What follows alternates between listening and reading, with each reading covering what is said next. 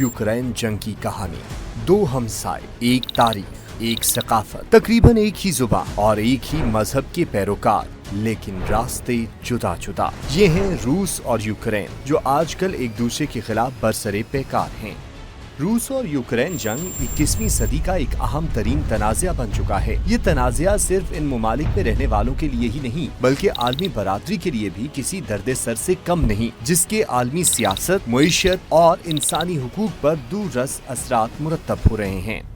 इस जंग की तारीख आजकल की नहीं, बल्कि सदियों पुरानी है। ये जंग एक पेचीदा तारीखी, जोग्राफियाई और सकाफती पस मंजर से जुड़ी हुई है। इसलिए इस तनाज़े को समझने के लिए हमें रूस यूक्रेन ताल्लुक के तारीखी पस मंजर को जानना पड़ेगा।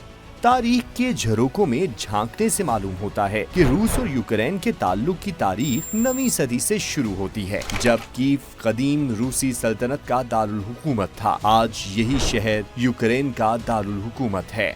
दरअसल रूस और यूक्रेन दोनों की मुश्तरका तारीख एक कदीम रियासत क्योन रस से मिलती है। ये करूने वस्ता की एक रियासत थी, जिसकी बुनियाद 9वीं सदी में व्लादिमीर वन ने रखी थी। 13वीं सदी के दौरान रस फेडरेशन को मंगोल सल्तनत ने फतह कर लिया। ताहम 14वीं सदी के इख्तिताम पर मंगोल सल्तनत जवाल पजीर हुई और मॉस्को की ग्रैंड प्रिंसिपलिटी और ग्रैंड डच ऑफ लिथुआनिया ने रस सल्तनत को तकसीम कर लिया। कीव और इसके गिर्द के इलाके पोलैंड, लिथुआनिया, कॉमनवेल्थ के जेर कंट्रोल आ गए, जबकि मगरबी यूक्रेन में मौजूद गलेसिया हैब्सबर्ग सल्तनत का हिस्सा बन गया।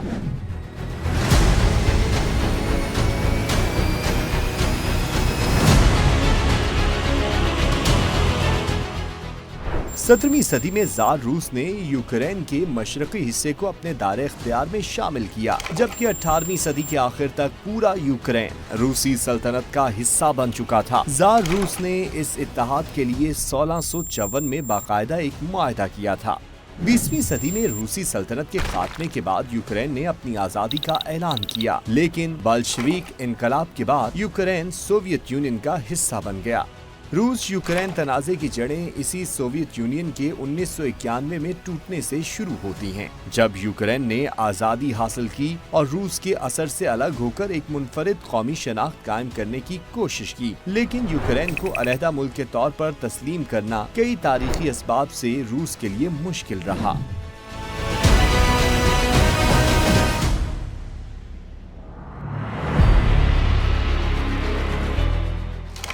गो के यूक्रेन की सोवियत यूनियन से आज़ादी के ऐलान को रूस ने इब्तदाई तौर पर तस्लीम कर लिया, लेकिन दोनों ममालिक के रास्ते अगले दिहाइयों में तेजी से अलग हो गए। यहाँ बताते चलें कि यूक्रेन अपनी जरखेज ज़रई ज़मीनों और स्ट्रेटेजिक मकाम की वजह से भी तवील अरसे से एक अहम इलाका रहा है, जबकि यूक्रेन की जोग्राफियाई तकसीम इसे रूस के लिए एक अहम हैसियत देती है। जैसा कि यूक्रेन की मशरकी आबादी के लिए लोग मॉस्को के साथ करीबी ताल्लुक रखते हैं। यहाँ की ज्यादातर आबादी ऑर्थोडॉक्स है और रूसी जुबान बोलती है, जबकि यूक्रेन का मगरबी इलाका जो सदियों तक यूरोपीय ताकतों जैसे पोलैंड और ऑस्ट्रो हंगेरियन सल्तनत के जेर हुकूमत रहा है, के रिहायशी कैथोलिक और अपनी जुबान बोलते हैं। अब इनमें से हर एक का अपना ख्वाब है। कुछ अपने आबाई सरजमीन की तरफ लौट जाना चाहते हैं, तो कुछ आजादी चाहते हैं।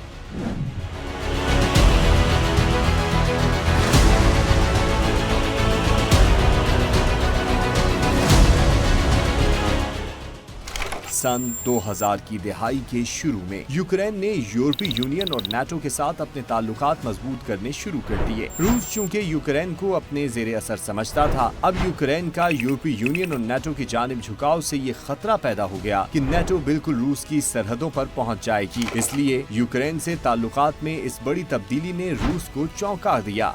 साल 2004 में यूक्रेन में ऑरेंज इनकलाब आया, जिसके नतीजे में मगरिब की जानिब झुकाव रखने वाले विक्टर योशेनकोव सदर मुंतखब हुए। लेकिन साल 2013 और 14 में जब सदर विक्टर योशेनकोव ने यूरोपीय यूनियन के साथ एक मुआहदे को मुस्तरद करते हुए रूस के साथ करीबी ताल्लुकात को तरजीह दी, तो यूक्रेन में एहतजाज का सिलसिला शुरू हुआ, जिसको यूरोमैडन एहतजाज का नाम दिया जाता है। इन एहतजाजात के नतीजे में विक्टर योशेनकोव को इक़्तिदार से हाथ धोना पड़ा और एक नई हुकूमत कायम हुई जो यूरोप के साथ इंज़माम की ख्वाह थी। ये एहतजाज रूस यूक्रेन ताल्लुकात में एक अहम मोड़ साबित हुए।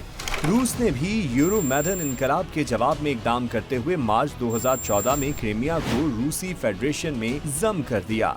सदर व्लादिमीर पुतिन ने इस इक़दाम का मकसद यूक्रेन में बसने वाली रूस अन-नस्ल कम्युनिटी का तहफ़्फ़ुज़ करार दिया। अमेरिका और यूरोप ने रूसी इक़दाम की शदीद मज़म्मत की और रूस पर इक़्तिसादी पाबंदियां भी आयद की गयीं, जबकि जवाब में रूस ने भी इन ममालिक पर पाबंदियां आयद की।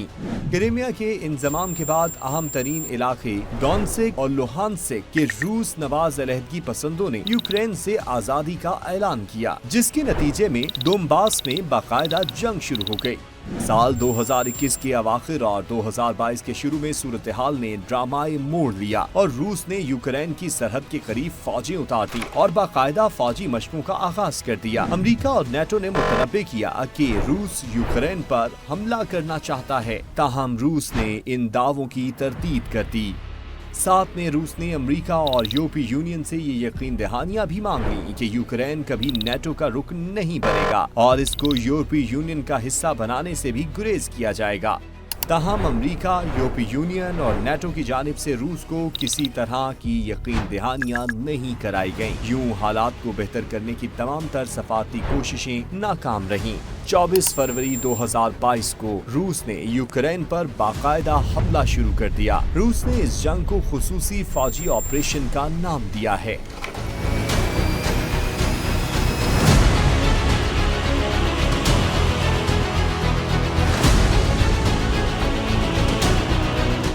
जंग के नतीजे में दोनों तरफ भारी जानी और माली नुकसानात हुए। कई शहर मलबे का ढेर बन गए और लाखों यूक्रेनी शहरी बेघर होकर मुहाजिरत पर मजबूर हो गए। कहा जाता है कि यूक्रेन जंग के बाइस यूरोप में दूसरी जंग अजीम के बाद मुहाजिरीन का सबसे बड़ा बहरान पैदा हुआ है। जंग के बाइस तवानाई के ज़राए की कीमतों, सप्लाई चेन्स और ग़ज़ाई सलामती समेत आलमी इक़्तिसादियात पर भी गहरे असरात पड़े हैं। मगरबी दुनिया इस जंग की वजह से न सिर्फ रूस पर बहुत सी पाबंदियां लगा चुकी है, बल्कि रूसी फौज के खिलाफ यूक्रेन की खुलकर अस्करी मदद भी कर रही है। रूस का अंदाजा था कि वो यूक्रेन के खिलाफ अपनी जंगी मुहिम बहुत जल्द जीत लेगा, ताहम ऐसा न हुआ और जंग अब भी जारी और सारी है। इस जंग से ये खदशात भी उभरने लगे हैं कि अगर तनाज़े ने मज़ीद तूल पकड़ा तो कहीं आलमी ताकतों की ये कशमकश एक नई आलमी जंग का रूप न धार ले। यूक्रेन रूस जंग में अब आलमी एक्टर्स की शमूलियत खुलकर सामने आने लगी है। एक तरफ नेटो रुकन मुमालिक खास तौर पर अमेरिका, बरतानिया और जर्मनी खुलकर यूक्रेन को असलहा और माली इमदाद दे रहे हैं, तो चीन, ईरान और शुमाली कोरिया जैसे मुल्क खुलकर रूस का साथ दे रहे हैं। ईरान की जानिब से रूस को जदीद तरीन ड्रोन्स और मिसाइल दिए जा रहे हैं, जबकि शुमाली कोरिया की जानिब से रूसी फौज के साथ मिलकर लड़ने के लिए अपने 10,000 फौजियों को रूस भेजा गया है, जो अब बाकायदा जंग का हिस्सा हैं। चीन की जानिब से गोके जंग की मुखालफत की जा रही है और इस जंग को खत्म करने पर जोर दिया जा रहा है, ताहम चीन खुलकर रूसी मौक़िफ़ का हिमायती है।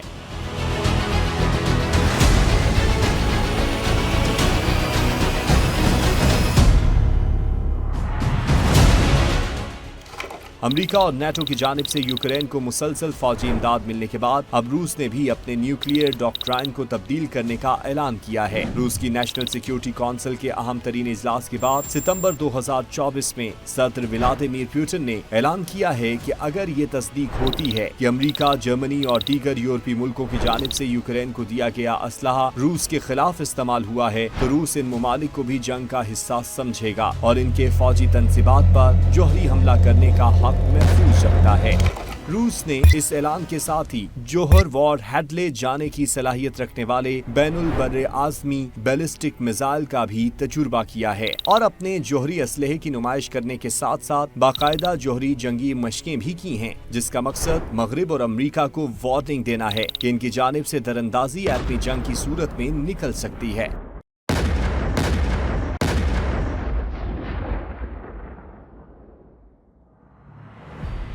इधर अमेरिका ने भी जौहरी सलाहियत के हामिल हाइपरसोनिक मिसाइल का तजुर्बा किया है, जिससे ये मालूम होता है कि दुनिया तीसरी जंग अजीम की मुकम्मल तौर पर तैयारी कर रही है। मशरिक वस्ता में जारी जंग और रूस यूक्रेन जंग किसी भी वक्त तीसरी आलमी जंग के शोले भड़का सकती है।